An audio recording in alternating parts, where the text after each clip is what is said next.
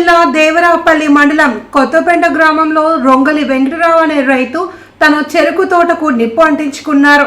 చెరుకు పంటకు మద్దతు ధర లేదని, గోవాడ షుగర్ ఫ్యాక్టరీ క్రషింగ్ సక్రమంగా లేదని మనస్తాపం చెంది ఈ పని చేసినట్లు చెప్పుకొచ్చారు. గోవాడ షుగర్ ఫ్యాక్టరీ గానుగాట తరచూ ఆగిపోవడంతో ఇటు రైతులు అటు కార్మికులకు తీవ్ర ఇబ్బందులు పడుతున్నారని తెలిపారు. రాష్ట్రంలోనే సహకార రంగంలో నడుస్తున్న ఏకైక షుగర్ ఫ్యాక్టరీని ప్రభుత్వాలు ఆదుకోకపోవడంతో ఫ్యాక్టరీ భవిష్యత్తే ప్రశ్నార్థకంగా మారిందన్నారు. ఈ ప్రాంతంలో షుగర్ ఫ్యాక్టరీ లేకపోతే సుమారు 11 మండలాల్లో చెరుకు పంటకు ప్రత్యామ్నాయం లేక రైతులు, కార్మికులు రోడ్డున పడతారని తెలిపారు. మన ప్రాంతంలో ఉన్న ఈ ఫ్యాక్టరీని కాపాడడంలో ప్రభుత్వం పట్టనట్లు వ్యవహరిస్తున్నాయని తెలిపారు. గోవాడ షుగర్ ఫ్యాక్టరీ మెంబర్ అయి ఉన్నాను.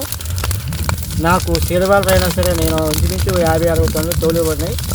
తోలడానికి ప్రతి సంవత్సరం 15 రోజులు పేమెంట్ ఇచ్చేవారు. ఇది వరకు ఇప్పుడు పేమెంట్లు ఇవ్వలేదు. గిట్టుబాటు లేక ఈ చెరుకు తోటకి నిప్పెట్టిన పరిస్థితి వచ్చింది. దీన్ని కొట్టుపెట్టి దీనికి చేయడానికి ఇంచుమించు ఒక 8-9 వేలు అయితే కానీ చేయడానికి చాలదు. కానీ వచ్చే డబ్బులు కూడా చాలవు. అందువల్ల ఏంటంటే గోవాడ షుగర్ ఫ్యాక్టరీ పంపించిన వీళ్ళు ఎప్పుడో నెలలో, సంవత్సరాలు, 6 నెలలు పోయిన తర్వాత డబ్బులు ఇస్తారు. ఇప్పుడేమో పేమెంట్ కాస్త కూలర్కి ఇవ్వకపోతే వాళ్ళు ఒప్పుకోరు. అందువల్ల ఇప్పుడు ఈ నిప్పట్టిన పరిస్థితి అందుకే వచ్చింది. ఈ పరిస్థితి గిట్టుబాటు రాక కన్ను ఆలోచించి డబ్బులు చాలక చెప్పేసి నేను నిప్పట్టించిన పరిస్థితి వచ్చింది. గోవాడ షుగర్ ఫ్యాక్టరీ అనేటువంటిది ఈ సంవత్సరం క్రషింగ్ అనేటువంటిది గానుగాట సక్రమంగా నడకపోవడం వలన రైతాంగం తీవ్ర ఇబ్బందులు పడుతూ ఉన్నారు.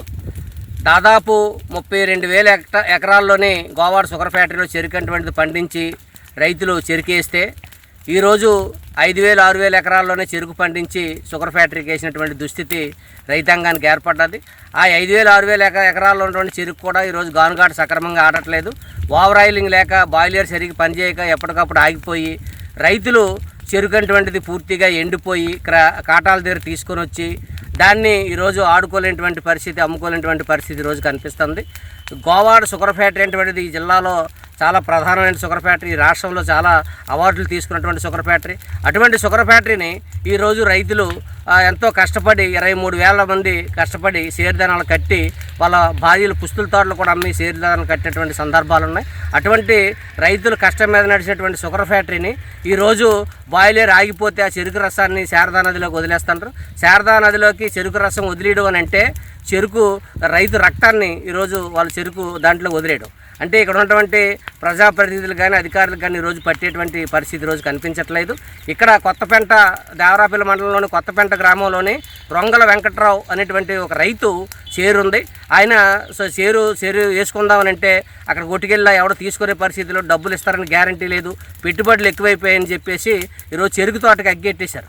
అంటే రైతు కన్నతల్లిలో చూసుకునేటువంటి పంటకి ఈరోజు రైతే అగ్గెట్టుకునేటువంటి దుస్థితికి ఈ ప్రభుత్వం కల్పించింది.